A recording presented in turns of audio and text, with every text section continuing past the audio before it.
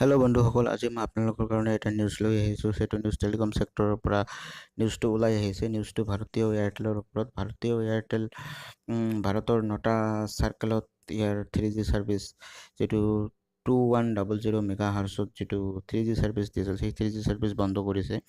বন্ধ কৰা নাই এতিয়ালৈকে। বন্ধ কৰাৰ কাৰণে মানে যা যোজা চলাই আছে। তাতে অনলি ফৰ 2G আৰু 4G ছাৰ্ভিচ দিব। 3G ছাৰ্ভিচ এইকেইটা চাৰ্কেলত আপোনালোকে আৰু নাপায় এয়াৰটেলৰ। সেই 9টা চাৰ্কেল হৈছে জম্মু কাশ্মীৰ, গুজৰাট, হাৰিয়ানা, কেৰালা, মধ্যপ্ৰদেশ, মহাৰাষ্ট্ৰ, বিহাৰ, চেন্নাই আৰু তামিলনাডু। এই 9টা চাৰ্কেলত এয়াৰটেলে 3G ছাৰ্ভিচ বন্ধ কৰি অনলি 4G ভল্টি ছাৰ্ভিচ লঞ্চ কৰিব। অনলি 4G ভল্টি ছাৰ্ভিচ আৰু 2G ছাৰ্ভিচে পাব এইকেইটা চাৰ্কেলত।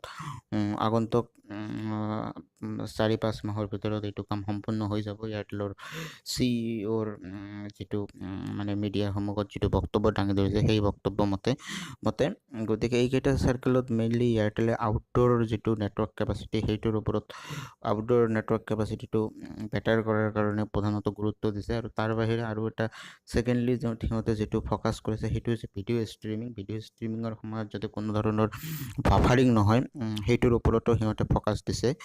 আৰু থাৰ্ডলি সিহঁতে যিটো ভল্টি ছাৰ্ভিচ আছে, সেইটোক আৰু বহুত বেটাৰ কৰাৰ কাৰণে মানে জোৰ দিছে, যাতে মানে কল কৰাৰ সময়ত যাতে কল ড্ৰপ নহয়। যিটো ইণ্ডিয়াত কল ড্ৰপৰ সমস্যা যিটো সকলো নেটৱৰ্কতে হয়, আৰু আজিকালি জিঅ'তো কল ড্ৰপৰ সমস্যাৰ সৃষ্টি হৈছে। গতিকে জিঅ'ক এইটো ভাবিব লাগিব, জিঅ' কোম্পানীক, যে সিহঁতে ৰিলায়েন্স জিঅ' কোম্পানীক, যে সিহঁতে কেনেকৈ এইটো ইম্প্ৰুভ কৰিব পাৰে। বহুতো ক্ষেত্ৰত আমি যিটো কমপ্লেইন পাওঁ জিঅ' কাষ্টমাৰৰ ফালৰ পৰা, সিহঁতৰ এটাই কমপ্লেইন যে নেটৱৰ্ক স্পীডটো বেটাৰ সিহঁতে নাপায়, বেটাৰ ডাউনলোড স্পীড বা বেটাৰ আপলোড স্পীড নাপায়। বহু ঠাইত কিছু ঠাইত বেটাৰ স্পীড পায়, কিন্তু ইণ্ডিয়াৰ মেক্সিমাম ঠাইতে বেটাৰ স্পীড নাপায়। অল অভাৰ ইণ্ডিয়াৰ পৰা জিঅ'ৰ কাষ্টমাৰৰ সেইটোৱে মূল অভিযোগ। গতিকে সিহঁতে খালি প্লানবোৰ সস্তাত দিলে নহ'ব, বা প্লানবোৰ কম টকাতে দিলে নহ'ব, বা নেটৱৰ্কবোৰ কম টকাতে দিলেই নহ'ব।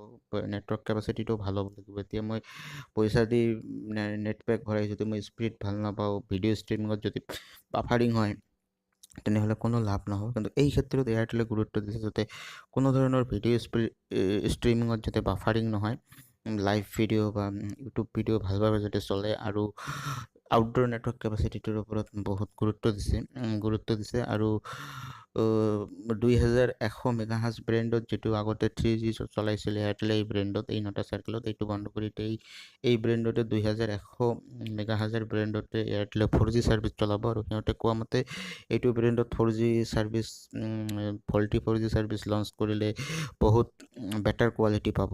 গতিকে মোৰ ভিডিঅ'টো যদি আগতে চোৱা নাই, প্ৰথম চাইছে, তেনেহ'লে ছাবস্ক্ৰাইব কৰিব, লাইক, কমেণ্ট, শ্বেয়াৰ কৰিব।